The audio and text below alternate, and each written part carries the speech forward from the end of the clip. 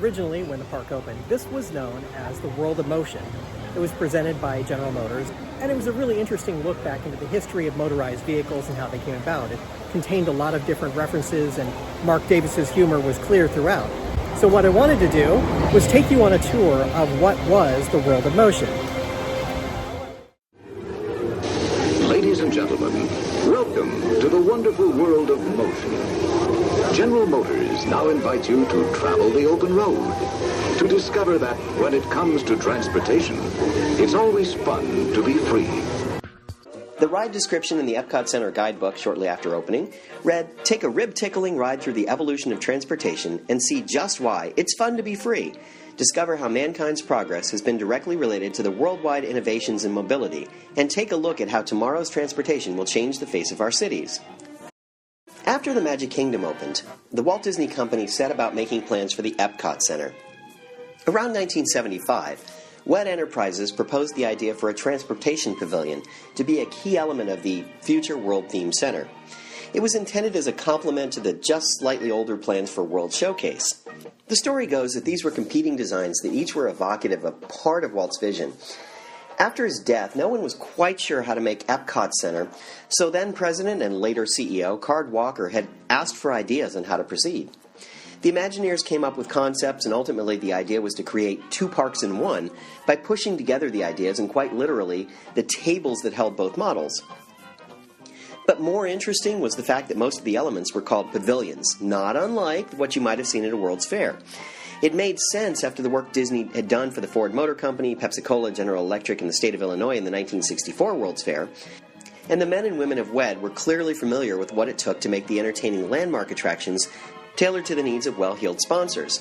So for the Transportation Pavilion, it happened that Bob Gurr had a chance meeting with General Motors head of design Bill Mitchell at a 1976 art school dedication in Los Angeles. Disney had already been in discussions with the big three automakers that year, but GM was ultimately signed as the first official sponsor of Epcot Center. The Gurr-Mitchell meeting had established the vision, and that was a pivotal moment in the relationship. Also, General Motors had sponsored Futurama at the 1964 World's Fair, and that was the fair's most popular exhibit, well, short of maybe It's a Small World. That simple fact was not lost on WED Enterprises. Now, their four shows had been close runners-up, and they intended to deliver even more compelling presentation for GM in Florida. Now, on a side note, the Futurama project matter included colonies in space, underwater cities, and desert farms. And amazingly, Horizons ended up sitting right next to the World of Motion and Future World, duplicating that subject matter. So Disney really did take that concept and run with it. General Motors' Epcot Center Pavilion would be more squarely focused on the evolution of transportation, and before the experience was completed, tie that in directly with modern-day General Motors cars and prototypes. Claude Coates did a large amount of work on the early visions of the Transportation Pavilion. Coates' work was accomplished, but also somewhat stoic in nature. General Motors liked the concepts, but reportedly wanted something a little more Disney. That is, a little more humorous and whimsical, and kind of took a little bit more imagination into it. So Ward Kimball was brought along and touted as the comedic genius who infused the World of Motion with its humor. The only problem is, while Kimball did indeed work on the World of Motion, it was actually a Mark Davis production, and he was responsible for most of the gags you see in there. Now, Davis was a key Disney animator, with many iconic designs and characters to his credit.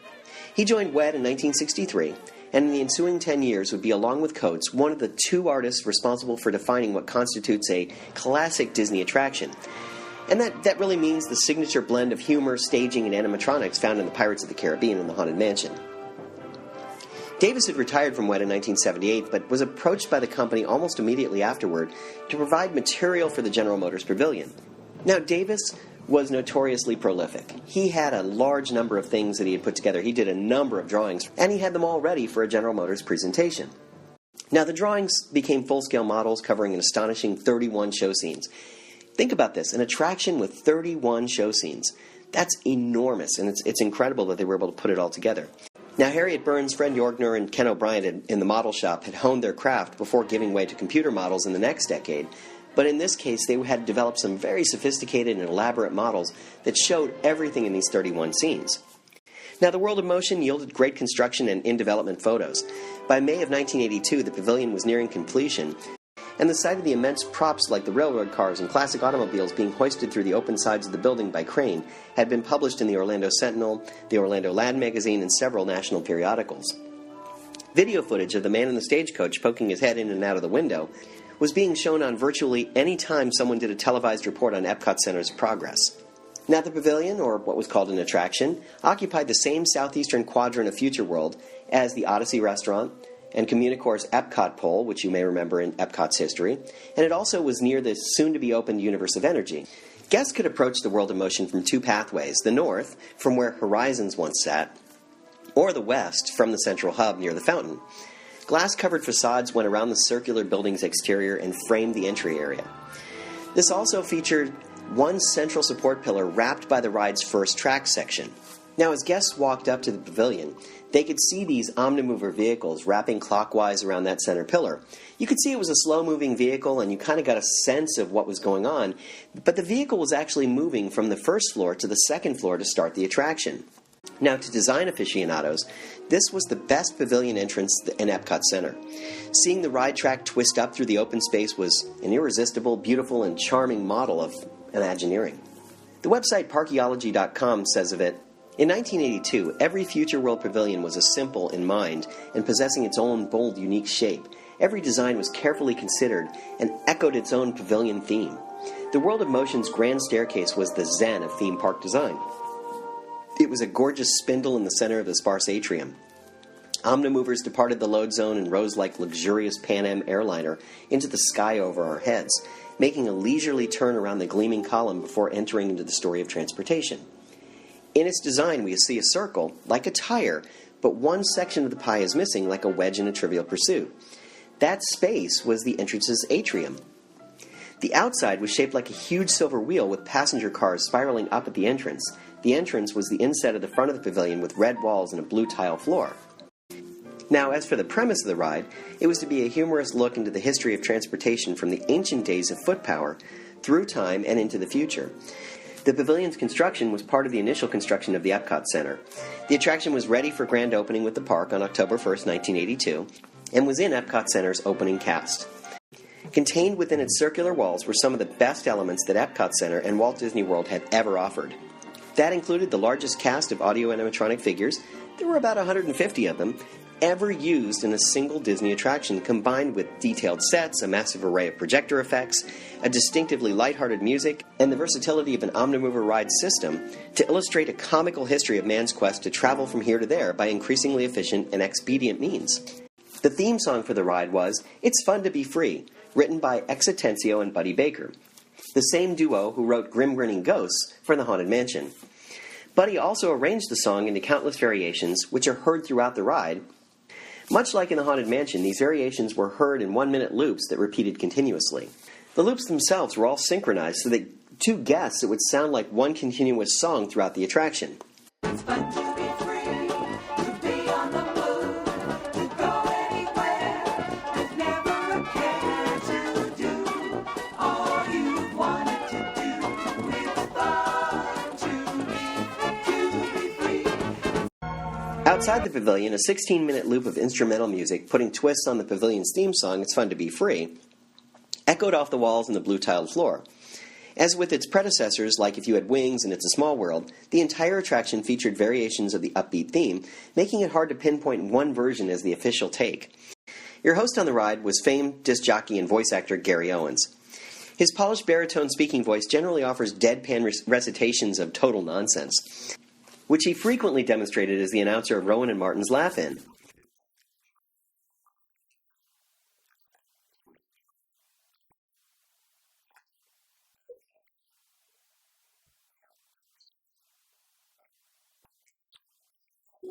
Now, in one small happenstance, work of fate, something like that, in 1980, Gary Owens received a star on the Hollywood Walk of Fame, and his star happens to be right next to Walt Disney's. Construction on the World of Motion, as well as the sculpting process for its battalion of animatronics, began in 1975.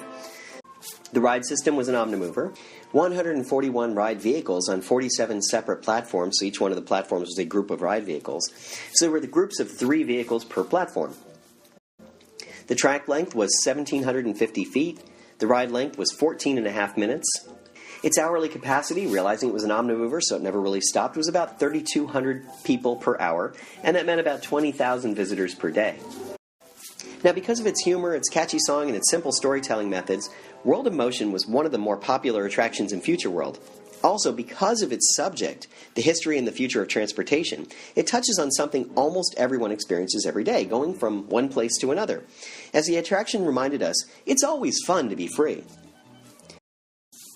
So once guests passed through the automatic glass doors below the track and entered the queue's proper holding area, they heard other renditions of It's Fun to Be Free.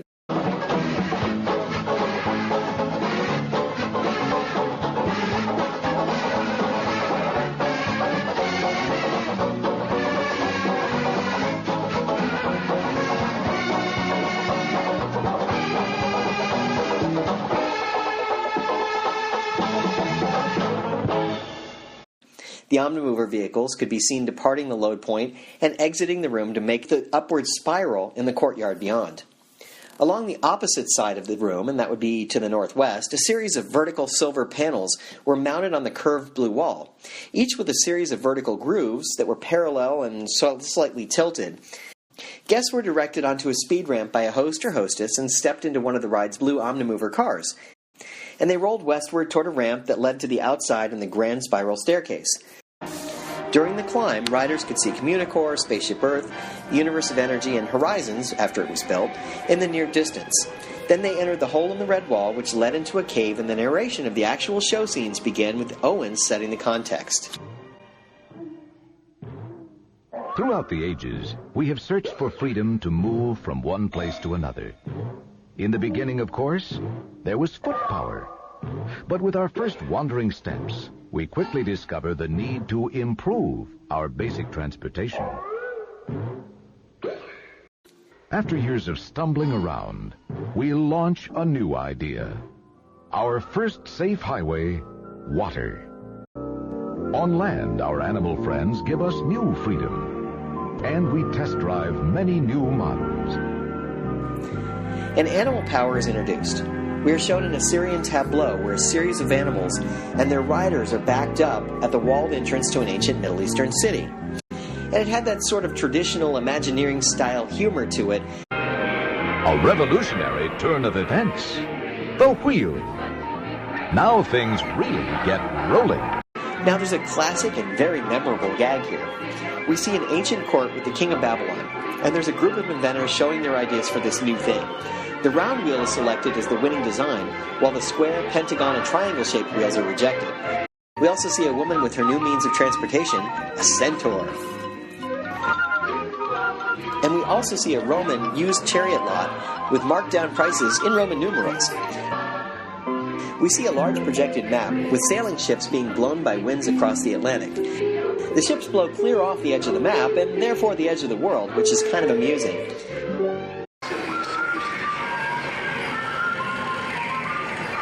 We see the model for the Mona Lisa waiting impatiently, maybe with a little contempt, while Leonardo da Vinci works on one of his flying machines. Unfortunately for him, his balloon has been caught by the clothesline. From hot air to the power of steam, now nothing stands in the way of progress on the open road. Passengers enjoy the scenic West with the freedom and adventure of the open road. Up in the hat, mister. Come on. I'll blow your head off. Keep your hands up. This means you. Plenty of way to enjoy it. Then with that infallible combination of man and machine, the bicycle. Go on. Get out of here.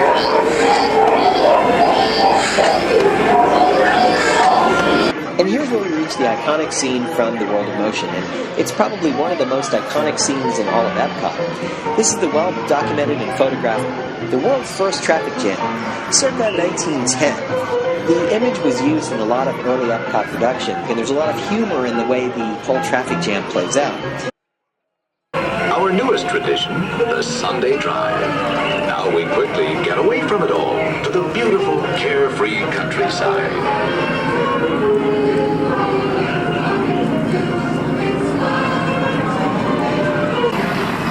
Mobility is the byword of modern transportation. A way to move from here to there for every need and every care. Now it's really fun to be free.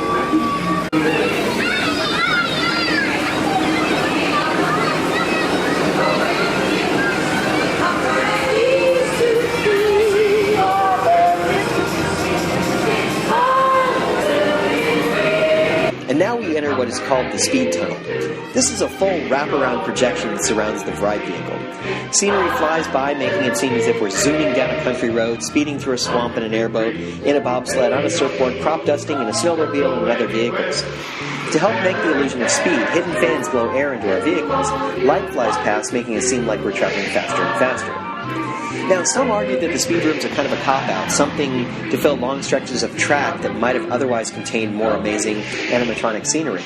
Or some say they harken back to a simpler technology. After all, we saw the same sort of thing in the If You Had Wings attraction in the Magic Kingdom in the early 1970s, a full decade earlier. But you have to admit it was kind of cool in any case, and the effect was powerful, and it gave you the feeling of moving, and it's fun to be free. Yes, our world has indeed become a world of motion. We have engineered marvels that take us swiftly over land and sea, through the air, and into space itself. And still bolder and better ideas are yet to come. Ideas that will fulfill our age-old dream to be free. Free in mind, free in spirit, free to follow the distant star of our ancestors to a brighter tomorrow. Just ahead is General Motors' exciting Trans Center.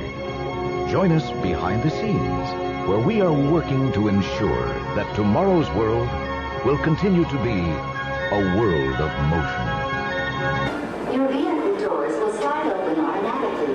Please collect your belongings and step out to your right.